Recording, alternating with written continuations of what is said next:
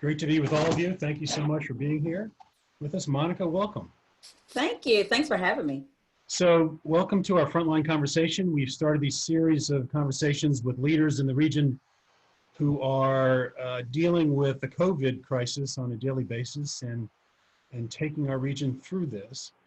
But before we get into that, Monica, I know you asked to say a few words about the unrest that we're seeing in the region, across the country, and the message you sent to your parents and students last night and some things you're doing with that. It's a horrible time for all of us.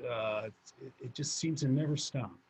And I just want to ask you your thoughts and if you've got a message for us. Yeah, sure. Thank you so much.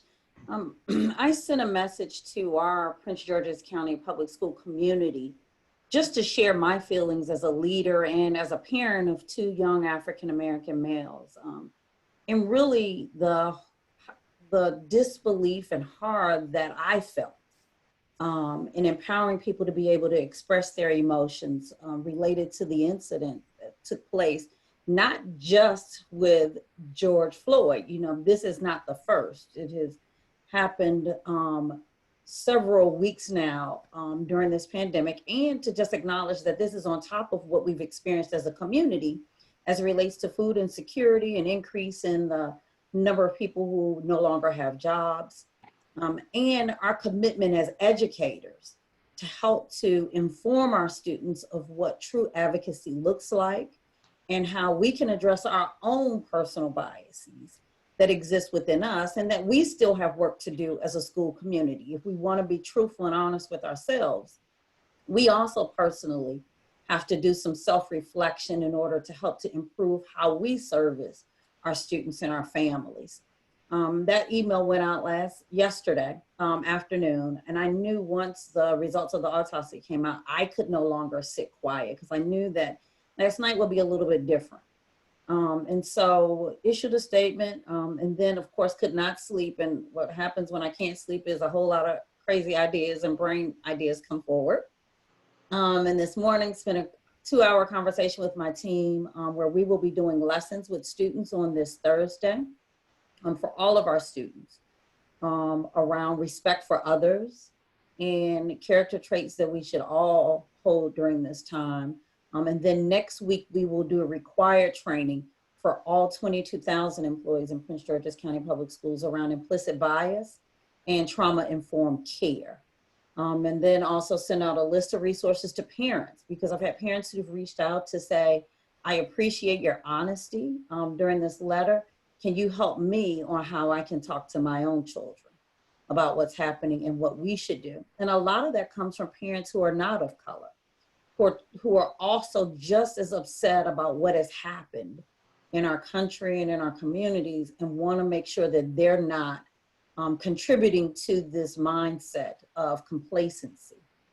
And so I think we're at the beginning of what we should have been doing for a while, and that's having true conversations about the tensions that have existed with race relations in our country over the past couple of years. Yeah, it's remarkable. LGW's 4 years ago, did a series on racial equity with the Washington Regional Association of Grant Makers. I mean, very powerful series. We still have a group of about 20 plus people meeting on a monthly basis who came out of that series that we did. And yet, you know, you look 4 years later, it's not getting better. It's just not. And it's very painful for a lot of people. And for someone like you, you're in such a position that you really can influence your parents and your students and make a huge difference in your county and across the region. So I want to thank you for that. Thank you for your leadership there. These are very tough times. You know, we're going through COVID, we're going through this civil unrest, we're going through a recession, if not a depression, we're going through climate change.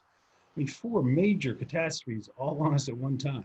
All of it. I thought it was bad when we had anthrax and 9/11 attacks, but this is just, it's horrible. So thank you, Monica. Thanks for being there for us. So, and we're very proud that you're part of the LGW family.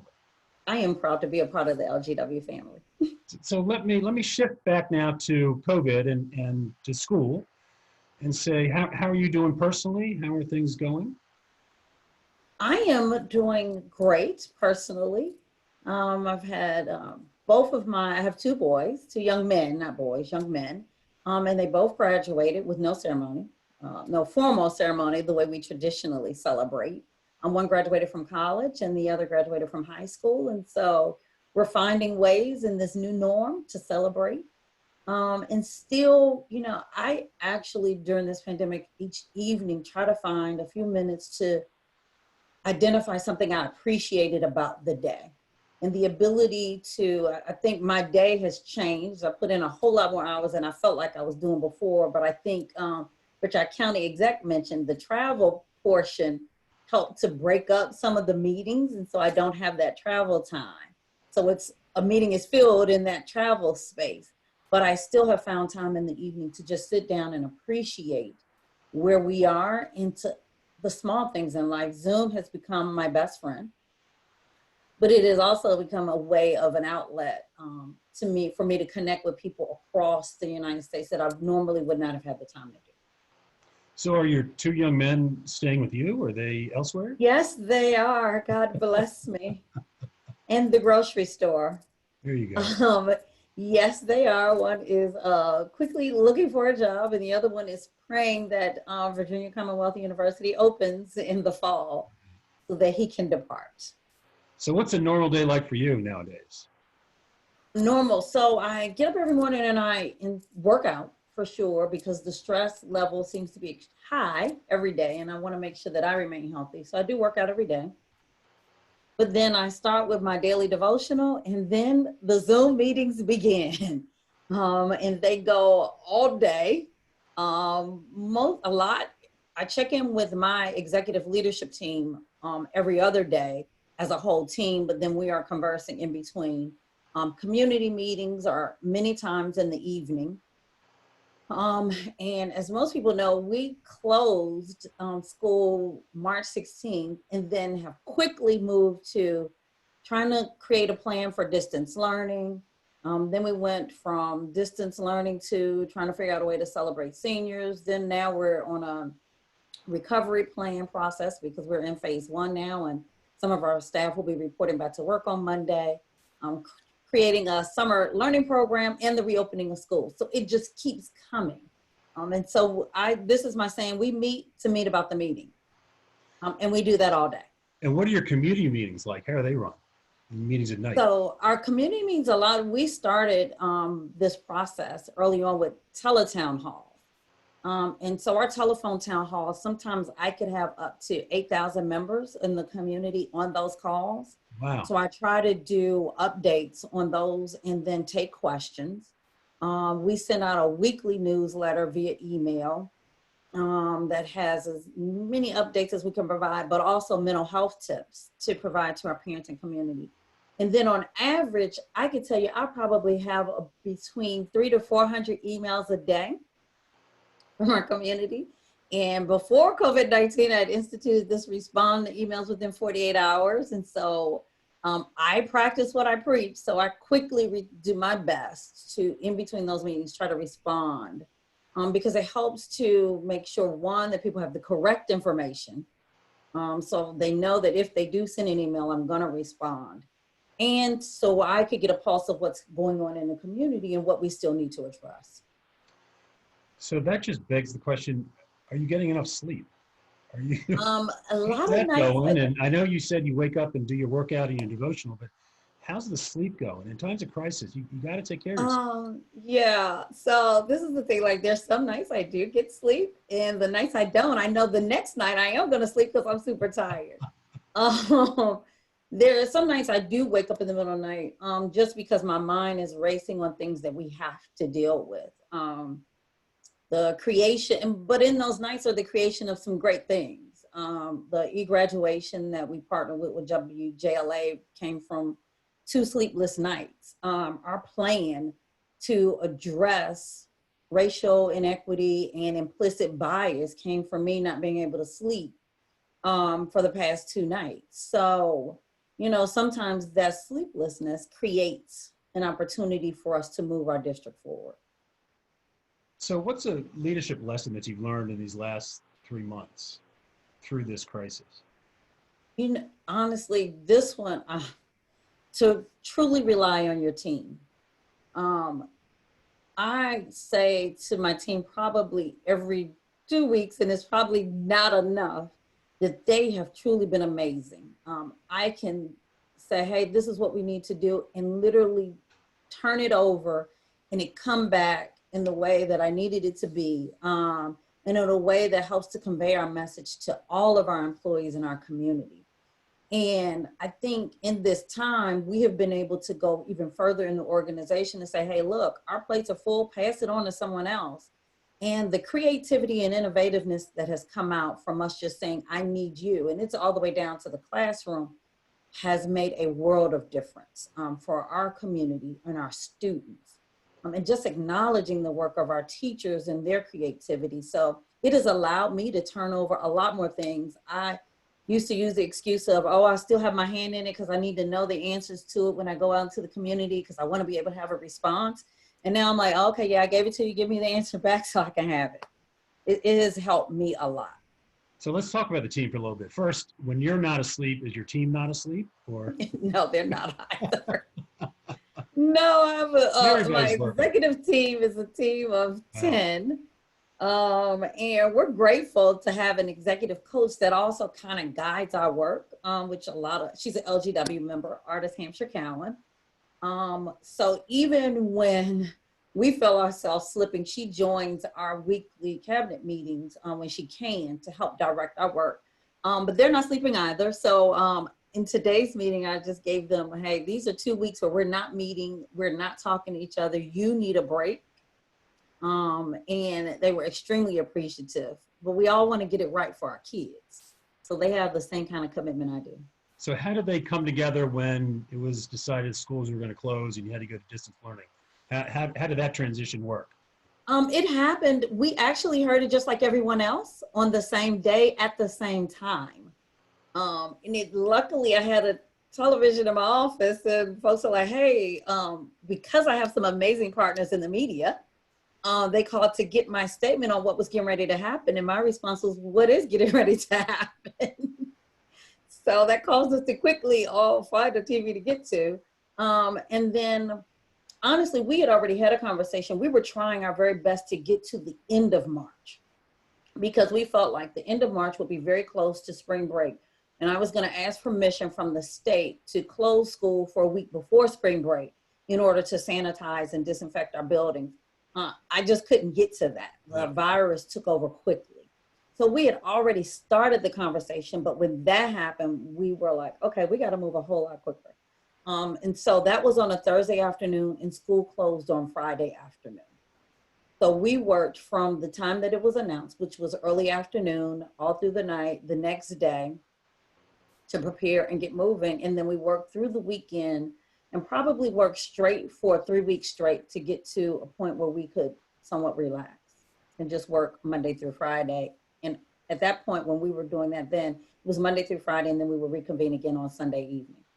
And how about the challenges of distance learning of kids who don't have internet, who don't have the equipment? How did that affect you, and what was your response to it?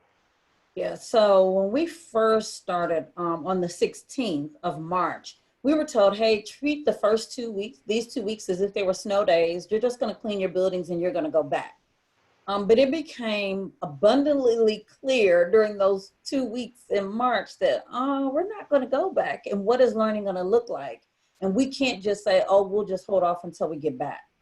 And so we began having our own conversations and how could we get technology out? How much technology and inventory did we have? Would it be enough for the whole district? And we are not a one-to-one district. So we literally had to put all our heads together to figure out how we could provide services for 136,000 students. And that's how we came up with the process that we have now, which is we offer lessons on our public cable television station for students in grades pre-K to grade 5.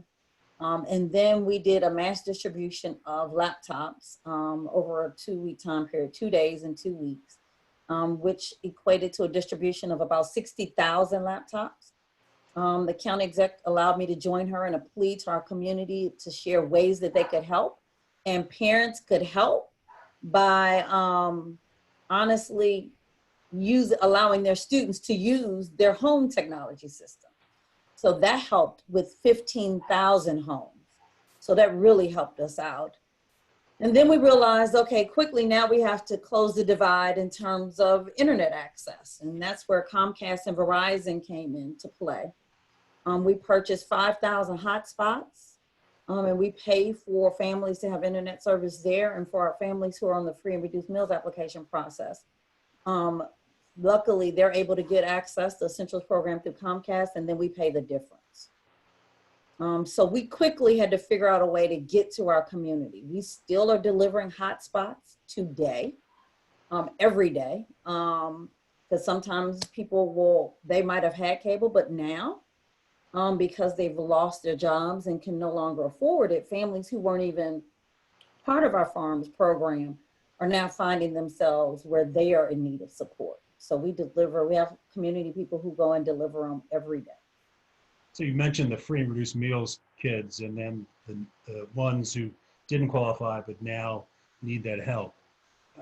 I mean, meals are such an important part of education. You can't imagine going to school in the morning hungry and just feeling bad about that and trying to concentrate in class. So I know you have a very vigorous meals program for students. How have you shifted that? How's that working now for those students? We do. We started that first before we even realized we were going to have to go to begin to close the digital divide. We knew feeding was going to be essential number one. And so literally when they said we're going to close, they said, okay, we'll go to 9 middle schools. And literally in a day, I realized, oh, that's not going to be enough.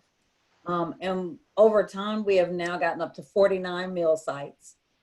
We serve Monday and Wednesday. Monday, they get meals, breakfast, lunch, and supper for Monday and Tuesday. And then on Wednesday, they get food for Wednesday, Thursday, Friday. And that has helped to sustain for our students. But then I reached out to many of our faith-based organizations and nonprofits to say, hey, the adults need to be fed. We're feeding kids, their parents have to be fed.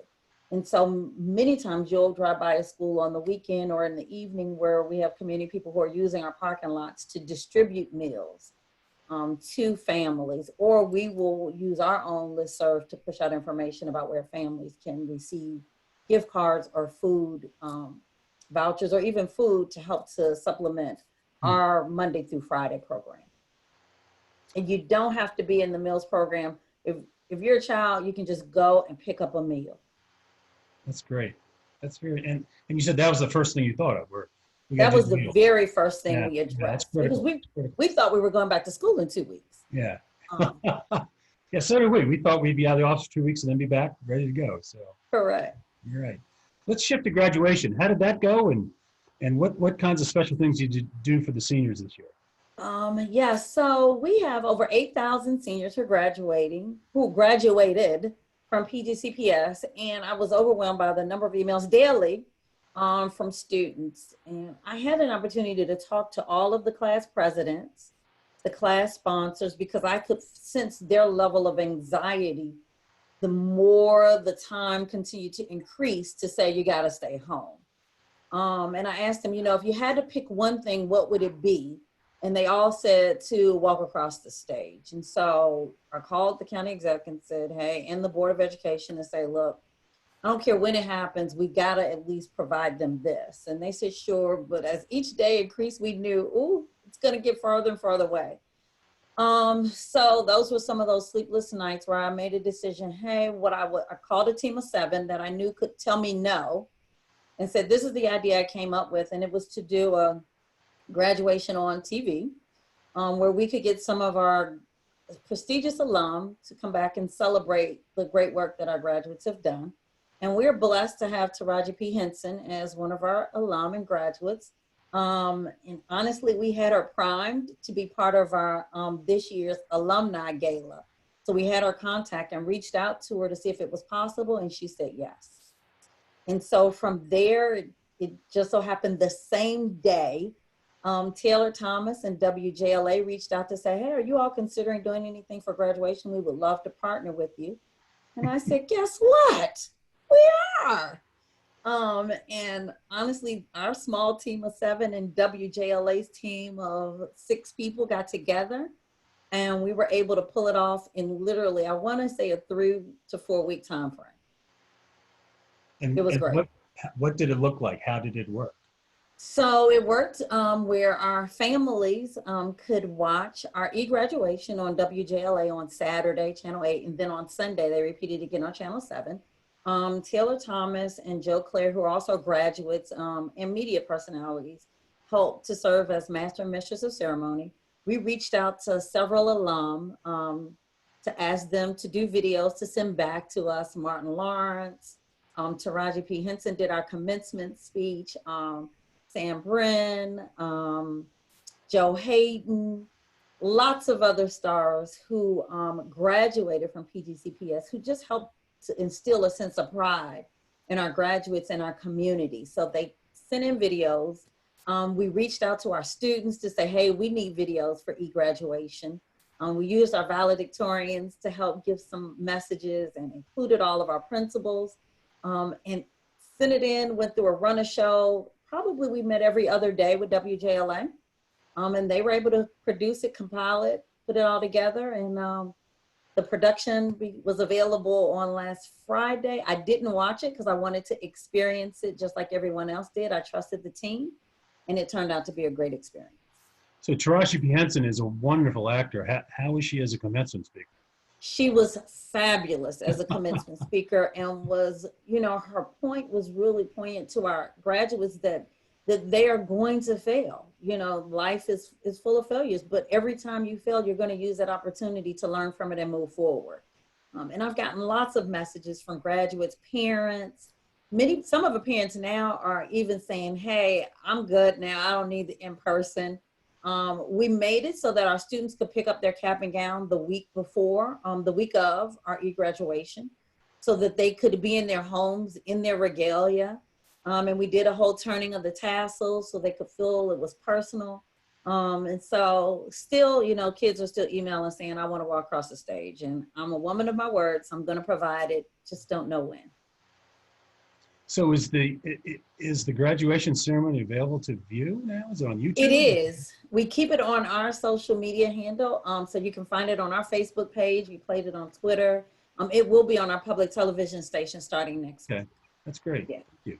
How about if we switch forward now to the fall? What are the options you're looking at for opening in the fall or not opening, or what do you think it's going to look like? We have already started the planning process, believe it or not. Maryland State Department of Education has issued a guide that all of the school districts can use in the state of Maryland that looks at ways to decrease the number of students that would enter our schools and classrooms in the fall. My team, the executive team that doesn't sleep along with I, are going to start site visits on Monday. To a high school, middle school, and elementary school, so we can, and to a bus lot, so we can walk through what a child's experience would be from the time they get on the bus and all day in school and return home, and find ways that we can begin to address those items, along with the guidelines that the CDC has provided, Maryland State Department of Ed. We are, I'm looking for a pediatrician to serve as a consultant to help to guide our work, and we're staying in constant contact with our state and local health officers. I have shared with the community, we are not going to move quickly on making a decision because it must be thoughtful, deliberate, and input from a variety of places. We're committed to have a plan by August 3rd, but I know there's a sense of, I want to know now, and I'm not going to rush to make such a major decision. In addition, we all know that the status of COVID-19 changes daily.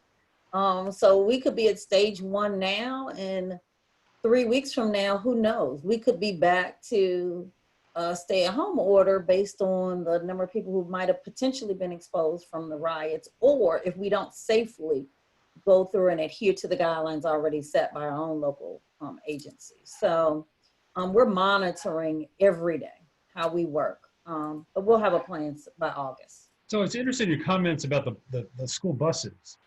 You know, when people think about school, it's okay, it's the classroom, it's how do you space them out and all that. I'm sure very few people think about how do you get them to school? What's the bus situation like? Do you have to double the number of buses?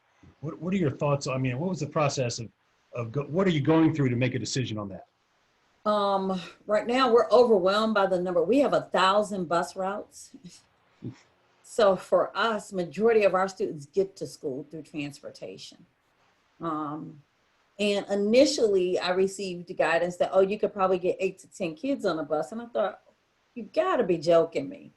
And so I live by my own experiences. So we're going to a bus ourselves, so we can practice social distancing, see how many can get on, and see what that maximum number would look like. But this is also where we will, for those families that can, we will need parents to potentially drop their children off and pick them off if they have the ability to do that. That's why reducing the number of students coming to school is so important. Before COVID-19, I was dealing with overcrowding. We started this school year with an increase of 5,000 additional students, the largest increase that we have had in 15 years. So you just think we're already overcrowded. We added those 5,000 additional students, and now I expect to have more because families won't be able to pay for private school. And they've seen our ability to deliver in distance learning. So we're anticipating to have another increase. So what one district might be looking at with an every other day option, we might not have that option because even with an every other day, the numbers might still be too large. We might have to go to an in-person every 2 to 3 weeks to reduce the number of kids. And we have to consider how to transport them. And so that is why we're starting the process of looking at what that looks like for us. So a normal busload of students is what, 30, 20 to 30, 30? Oh, that would be on a great day. That's a day where it's snowing. A normal is between 50 to 60 students on each bus. On each bus. On each bus. And you've got to get that number down to 10. I've got to, this is what was said to me, 10. I'm going to go to the bus myself and see if I can squeeze a few more with safety still as a major priority. But to honestly be able to say, as you know, I also look at it through the lens of a parent. So I would never want to put a child on a bus who couldn't be. And so now you're right, I got to get that down to a manageable number, probably no more than 12 on a bus transported every day. Normally when there's 5 times that. Correct. Yeah. Yeah, and Metro is, the CDC is telling people not to take public transit to drive to work, which is that when offices reopen is going to be a nightmare for all of us. But people are saying, I'm not going to go on a crowded metro train that I'm standing in somebody's face the whole time. It's a real challenge. Correct. It's a challenge. So, and we're dealing with parents who also have to go back to work. Yep. So if we say distance learning, who's going to stay home with the child from home when the parent has to go to work? So we're dealing with all of those questions. So I really liked your comments about sort of hands-on leadership of, we're going to test out the buses, we're going to the schools, we're going to check out, we're going to walk through everything that's going to happen to the students to get a better sense of that. I think that's really the only way to do it. I just think that's a great example of leadership for your team, but also for all of your staff, the teachers, and students and parents as well. So congratulations on that. Thank you. How about some, I got a couple questions for you, if I could. What about teachers returning back to school? Any idea on that? So we are in stage 1. So our teachers are chomping at the bit to get back to the school to get their personal items. And so we are going to facilitate that process starting next week in very small groups over 3 different days. In terms of teachers coming back, we just issued a survey last night for parents and students. And then I'll also be issuing one for staff next week. I was just on a call last night with many of our building representatives for teachers. I think the biggest concern is reducing the number of students and those staff members who feel that their immune system is compromised or who are up in age are concerned about returning. And so we're in constant conversation with our health officers on how we should address those areas and what we could do to provide cautionary measures for them, as well as the students they serve. We're grateful that there's starting to be a ramp up of testing. And so we're talking to our health officers to see if potentially we could offer testing to that community first, to alleviate some of their care and concern as it relates to returning to work. So that question came from Lupe Quinteros Grady, and Hi, Nancy Waymack asked about community coordination. If, as you were talking about, there are days when students are distance learning this fall, learning from home this fall, what kind of community coordination are you looking at to try to help with that, particularly if the parents are having to go to work? Yeah, so we're looking at ways right now, because of community support, we've been able to deliver additional laptops. You mentioned Lupe, but her organization helped to deliver laptops even after we had done 2 distributions to families who weren't able to get out and access. And then we have another organization that's delivering the hotspots. This summer, we're providing a pre-K through 12 virtual learning experience. We're using some of our resources through a program that we're paying for, Edgenuity. We're using our public television station. But then we're also using some of our community partners to go to the homes. I have about 3% of my students who we have not been able to get in contact with. And so now we have many of our community partners. And so if you're able to help and you're on the line, who are literally going to the door to find the family to see what kind of service and support we can provide. Really, there's so many members from the class of 2018 that have reached out to ask how they could help. And they have also helped to step in as well. But those are ways that we can begin to close the gap. Our partner at the Department of Social Services was extremely concerned about unreported child abuse cases. And for us, we issued out signs. If you don't see a student in a virtual classroom that has been there before, pick up the phone and call so we can find out what's happening with the family. And so many of our partners have also helped to do that. And we'll need their support throughout the summer as well. Kathy Guy has a question about the buses. Any consideration to letting siblings sit closer together on the bus so you can get a few more students on there? Actually, yes. House. Yes, we are. And thank you for that. We actually, if we're going to do a staggered return to school, we're going to do it by last name so that families are serviced at one time. But at the same time, we also acknowledge that we have to have an exception to that rule because we do have some families where students in that same family have different last names. And so we're also working through the nuances of that piece. But thank you for that. We are looking at how many siblings are in a family. Unfortunately, the way that our routes existed, kids got on one bus for elementary, another bus for middle, and another for high. And we have now partnered with a routing company that's looking at ways that we could do multiple transport to school so that we can keep families together. That's great. Thank you. You've told us a lot of good news sort of throughout this whole conversation. Any particular good news stories that you want to share with us of things that happened that you weren't expecting? You know, to me, I'm trying to always find a good news story, but our valedictorians most recently were amazing good news stories. If you want to hear some of their stories, you can check them out on our webpage. We had a student who earned $2 million in scholarships. One kid by themselves earned $2 million in scholarship.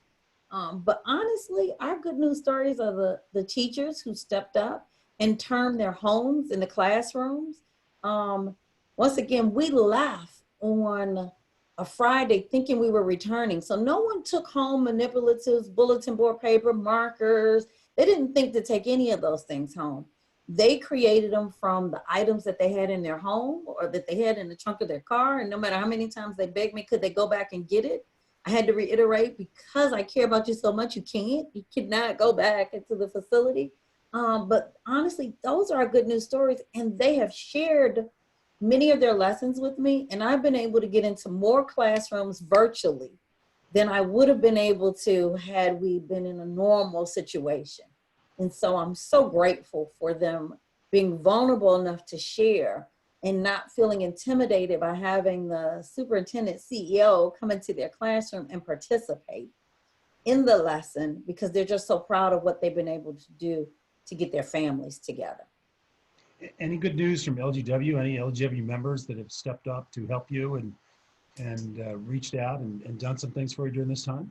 So thank you for the opportunity to shoot out class of 2018, making a scene. I do want to thank Teal Baker, who works tirelessly to gather a happy hour every Friday. And I have not been able to participate all the time, but her persistence and an opportunity to provide an outlet for our class has been amazing. And then of course, it wouldn't be me if I didn't give a shout out to Team 5. Everyone else shouts out their Mind Trust. I've been listening, but the Team 5 was a group that we bonded through our obstacle course process in the very beginning of this, and we have not let each other go through this. And we've had some losses in our team, but we have galvanized and come together even through some of the worst times. There's a lot of concern from other members of the class about this Team 5 thing. Subversive, where they created their own separate Mind Trust from everybody else. But Teal Baker sends her love, by the way. So, oh, thank you. I love it. Getting a lot of Tony Parchment and others are sending a lot of love to Team 5. So that's good. How can we help you? What can we do to help? I think Chase has a screen he wants to share with us, but what are the things you're looking for that the business community, the Prince George's community, how can we help you? Yeah, so there are two big ways you can help. The first one doesn't cost money. It's your voice. I wrote an op-ed in the Washington Post recently about closing the digital divide.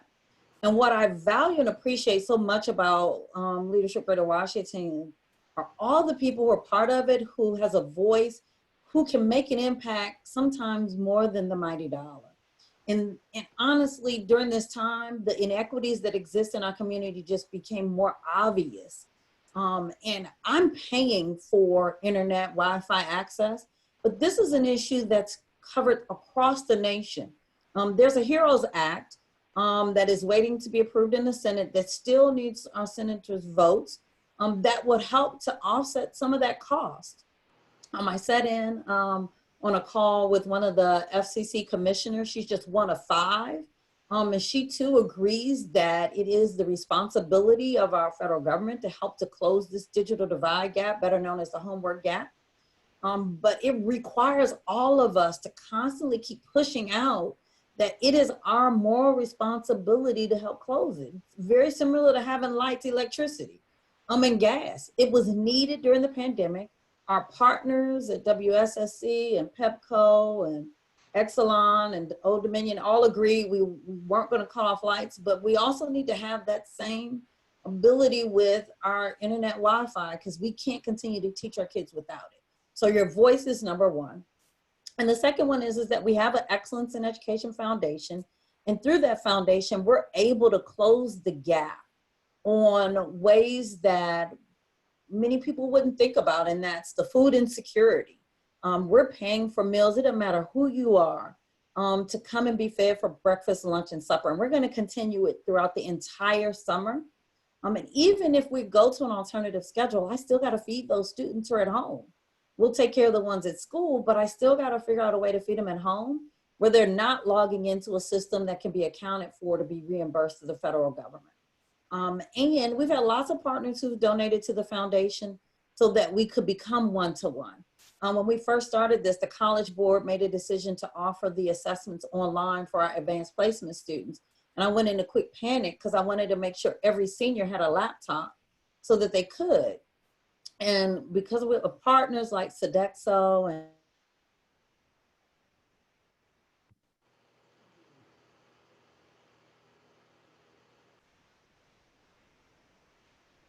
Somehow we lost you, Monica. And Sam Brand donated $200,000. Sorry, what'd you say? No, we lost you a little bit. Go ahead. Oh, okay. I pay for the internet for all of our families who need it. And so that comes out of our operating fund. So every time we get donations, that helps to offset it so we can redirect funds back to the resources needed for all students. So those are two ways, your voice is number one about closing the distance learning gap that exists and then the inequities around access to Wi-Fi, and providing financial support to close the gap for food insecurity and making sure that we become a one-to-one district. So Chase put up in the chat room and on the screen a while ago, the foundation for Prince George's County Public Schools. Donations are always appreciated, and I would say the meals is critical. It's absolutely critical for these students. It really Being is. able to concentrate on studying and homework and classwork as opposed to hearing their stomach growl. So that's Correct. pretty much. So thank you so much for doing all of that. Do you? We did get a comment from Beverly Hudnut that she is in Bethesda Chevy Chase area and she has got helicopters flying overhead because of protests organized by high school students in Bethesda. So there you go. Outstanding. Students are doing some good around here. So that's Yep, and they're doing it probably in the way that everyone else should follow and model. So student advocacy and voice is important. I was on a call with a board member this morning to create a social justice platform for students that we're looking at doing. But the looting and rioting, we have to address as a community. It only destroys our communities and families, and we have to find a way for our students to have their voice heard. Well, Monica, I can't thank you enough for this conversation. It's been great. You've given us a lot of information. You've given us a lot of things to think about and ways to help you, help your students, help your county, help the region. Chase is going to send out an evaluation form to everybody and send out a copy of the recording of this to everyone as well. So, Monica, I'll turn it over to you for any last words, and we'll close there. Thank you. I want to thank LGW for offering the platform and this panelist view, because I've participated in as a member just to hear other people's point of view, but the constant support from the organization is invaluable. I'm forever grateful for my experience. For us, all of us, it's important that we as leaders do not become complacent in our everyday actions, but that we find ways to support our community, that we speak up when we find inequities, because our silence only creates a broader gap. And so I leave you with that. We're in this together. Monica, thank you so much. Great. Thank you. Great I seeing you appreciate through the internet and through Zoom, and hope to see you in person soon. Thank you. All right. See you soon. Thank you all for joining.